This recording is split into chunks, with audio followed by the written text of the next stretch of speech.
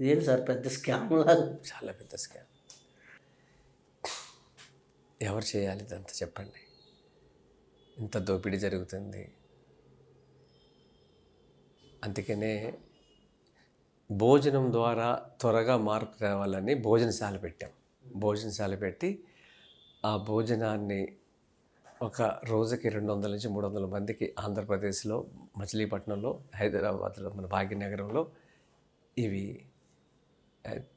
తినిపించి వాళ్ళ శరీరంలో మార్పులు వాళ్ళు గమనించుకున్నాక మీ కొడుకులకి చదువులు చెప్తా నగరానికి వచ్చారు. పిల్లల్ని చదివించటానికి చదువులు అయిపోయినాయి, పెళ్ళిళ్ళు చేశారు, పొలాలు ఇంకా కౌలుకి ఊర్లోనే ఇచ్చేశారు లీజుకి. మీరు ఇక్కడ ఎందుకు ఉంటున్నారు? ఈ టైంలోనే గ్రామానికి వెళ్ళి సేవ చేయాలి కదా. మీరు పంట పండించి మీ పిల్లల్ని బాగు చేయండి. మీ పిల్లల కోసమే వచ్చింది మీరు. మీ మనవాడు మీ వారసుడు కదా. ఇవి ఆ భోజనశాలలో ఈ బోర్డులు పెట్టిస్తున్నా. నగరాన్ని వదిలిపెట్టేయండి. మీకున్న పొలంలో ఎంత పండిస్తే అంత పంట. కొడుకు బాగా ఉన్నాడుగా, ఇంకా నగరాన్ని ఎందుకు పట్టుకుని వేలాడాలి? నీ మనవడు హాస్పిటల్కి వెళ్లకుండా ఉండాలంటే నువ్వు పని చేయి. నిన్ను ప్రేరణగా తీసుకుంటాడు ఏదో ఒక నాటికి నీ మనవడు. తాత మనవడు అంటారు కదా. ఈరోజు నా చిన్నప్పటి గుర్తున్నాయి కాబట్టి నేను చెప్పగలుగుతున్నా. అదే లేకపోతే ఇప్పుడు మీరు అన్నారు ఇదివరా ఈ మన చెప్పులు కుట్టే వాళ్ళకి ఇవి బస్తాలు 2 బస్తాలు, చాకల వాళ్ళకి 4 బస్తాలు, వీళ్ళకి 2 బస్తాలు, ఇట్లా డిస్ట్రిబ్యూట్ చేసేవారు. ఇది కలంలో తుర్పాలు పోసిన తర్వాత మిగిలినవి ఒరే మనకి 40 బస్తాలు బండి, 50 బస్తాలు అప్పుడు అనుకునేవాళ్ళు. మీరు చెప్పిన దానికి నా దగ్గర కంపారిజన్ చేసుకోవడానికి ఉంది. ఎందుకంటే నేను ఆ జ్ఞాపకాలు ఉన్నాయి. డిగ్రీ వరకు ఆ పల్లెటూరులోనే ఉన్నాను కాబట్టి, నా 15వ ఏట 18వ ఏట 20వ ఏట వరకు పల్లెటూరుతోనే అనుబంధమై ఉన్నాను కాబట్టి తెలుసు. తర్వాత మీ పిల్లల తర్వాత తెలియదు. అందుకనే తిరిగి గ్రామానికి వెళ్ళాలి.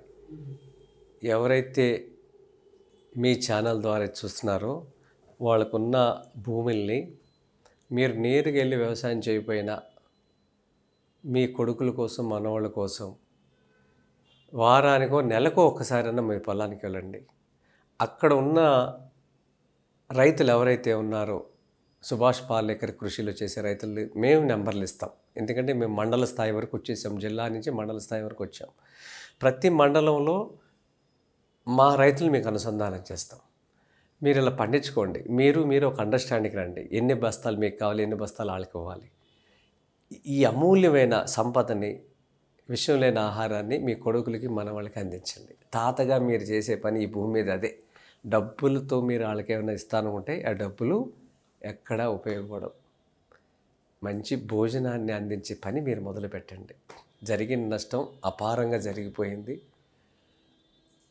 ఆ కృతజ్ఞతాభావంతో ఆ రుణానుబంధాన్ని మీరు నిలబెట్టాలి. అయితే అండి, నేను రాజీవ్ దీక్షిత్ గారి గురించి మీరు ప్రస్తావించారు. నేను వారి కొన్ని ఆడియోస్ విన్నాను. ఆహార అంతే విషం వారి, అన్నం తిన్న తర్వాత నీళ్లు తాగితే విషమని, అలాగే ఆవు పిడక మన ధూపం వేసిన ఎంతో ప్రయోజనమని, ఇట్లాంటివి ఎన్నో ఉన్నాయి వారి దాంట్లో. ఎన్ని సైంటిఫికల్గా. అలాగే కపిల గోవు నుంచి ఆవు పుడితే మొట్టమొదట వేసే ఆ దూడ వేసే పేడ క్యాన్సర్ వ్యాధిని కూడా తగ్గిస్తుంది అని చెప్పే ఇది. అంటే తల్లి గర్భంలోనే తయారైనటువంటి పేడ ఫస్ట్ వేసేది, అది ఆవు ఉంచదు, తినేస్తుంది అనేసి ఇటువంటివన్నీ విన్నాను.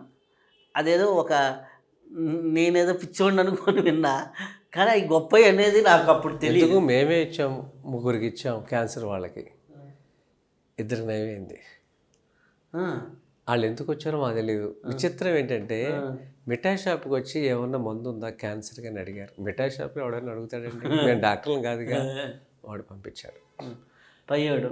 ఒకడు వరంగల్ నుంచి వచ్చారు, ఇంకోళ్ళు ఎక్కడి నుంచి వచ్చారు, 3 ఇచ్చాం. అది తీసుకొచ్చి మాకు ఆవులు ఉన్నాయి, 100 ఆవులు వరకు ఉన్నాయి. అది రాజదీక్ష చెప్పినాక బట్ట మీద ఎండబెట్టి తీసుకొచ్చి పెట్టాం. అది ఎలా అంటే చెయ్యంతా పసుపు అయిపోద్ది. ఆ పేడని ఇలా జరిపితే పసుపు రంగు అయిపోద్ది. 9 నెలలు దాని కడుపులో ఉంది కదా, దాంట్లో సూర్యుడి నుంచి శక్తి తీసుకుంటుంది. ఆ శక్తి అంటే ఇవన్నీ కూడా ఏంటంటే పేపర్ మీద లేవు. సైన్స్ అంటే ఏంటంటే వచ్చిన చెక్కు అని పేపర్ కావాలి, ఎవిడెన్స్. ఏంటి దీన్ని అనేది. ఇది లేకపోవటం ఒకటి ఇలాంటివి. కొంతమంది డాక్టర్లు బాగా తెలిసిన వాళ్ళు క్యాన్సర్ వస్తే అన్నీ అయిపోయినాక, మా రమేష్ గారు ఉన్నారు వరంగల్లో, మహర్షి గోశాల.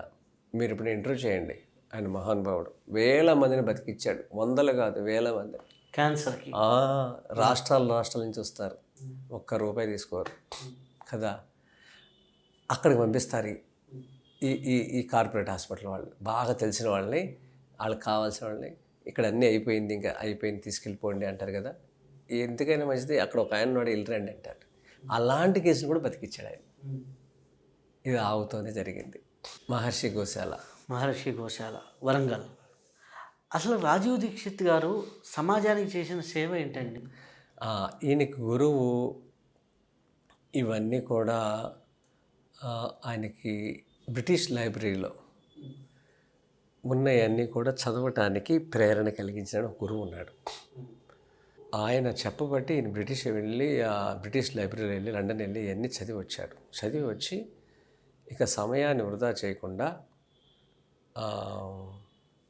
స్కూల్స్కి వెళ్ళి చెప్పడం మొదలుపెట్టాడు. అప్పుడు ఇంక యూట్యూబ్లు అవన్నీ లేవు.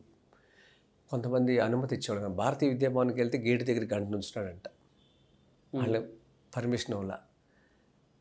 ఇట్లా ఆయన చెప్పడం మొదలుపెట్టాడు.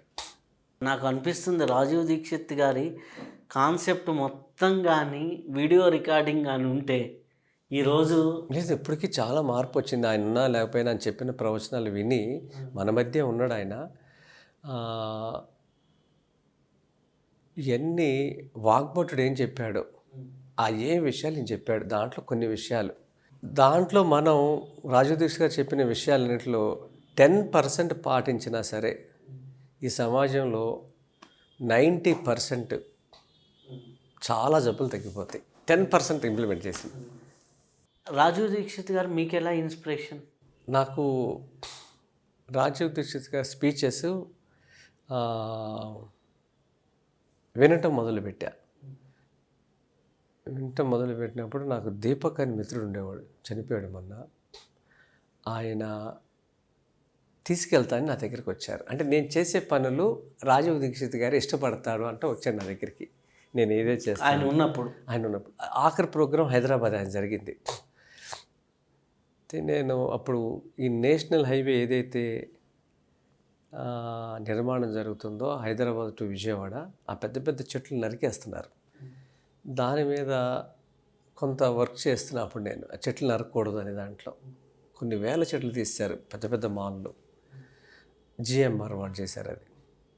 అదే జిఎంఆర్ ఎయిర్పోర్ట్లో బయట నుంచి చెట్లు తీసుకొచ్చి పెట్టుకున్నాడు, ఇంపోర్టెడ్ చెట్లు, ఎయిర్పోర్ట్కి అందంగా ఉంటాయి.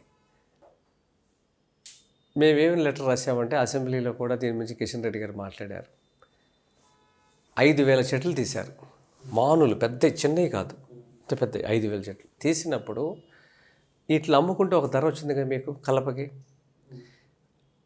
50% అమ్ముకోండి, 50% ఇన్కమ్ ఉంది కదా. ఈ 50%లో వచ్చిన ఇన్కమ్ ఇట్లా ట్రాన్స్లోకేట్ చేయడానికి ఉపయోగించండి. చెట్టుని తీసి ఇంకో చోట పెట్టచ్చు. ఆ టెక్నాలజీ ఫారిన్లో ఉంది. ఇప్పుడు 5,000 చెట్లు 22,500 చెట్లు అమ్మితే ఒక ఆదాయం వస్తుంది కదా.